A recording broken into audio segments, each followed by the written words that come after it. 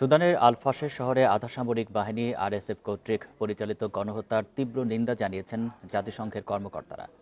বৃহস্পতিবার নিরাপত্তা পরিষদের এক জরুরি বৈঠকে সুদানের পরিস্থিতি নিয়ে উদ্বেগ প্রকাশ করেন তারা। বান্ডেল থাকলে প্রতি সেনমানিতে টাকা বাঁচবে। বিকাশ সেনমানি বান্ডেল কিনে জিতুন প্রতি লেনদেনে। জাতিসংঘের আফ্রিকা বিষয়ক সহকারী মহাসচিব মার্থা আমা বলেন, পরিস্থিতি এতটাই ভয়াবহ ও বিশৃঙ্খল যে নিহতের সঠিক সংখ্যা নির্ধারণ করা সম্ভব নয়। কেউই নিরাপদ নয় এবং শহর থেকে পালানোর কোনো পথ নেই। জাতিসংঘের মানবিক সহায়তা প্রধান টম ফ্লেচার বলেন, এলফাশের এখন গভীর নরকে ডুবে গেছে। গত বছর জাতিসংঘ সুদানের যুদ্ধে জড়িত সদস্য দেশগুলোকে অস্ত্র সরবরাহ বন্ধের আহ্বান জানিয়েছিল। এছাড়া নিরাপত্তা পরিষদ আরএসএফ এর 2 জেনারেলকে সহিংসতা ও মানবাধিকার লঙ্ঘনের দায়ে নিষিদ্ধ করেছিল। রোববার সেনাবাহিনীর কাছ থেকে শহরটি দখলের পর ব্যাপক হত্যাযজ্ঞ চালিয়েছে আরএসএফ।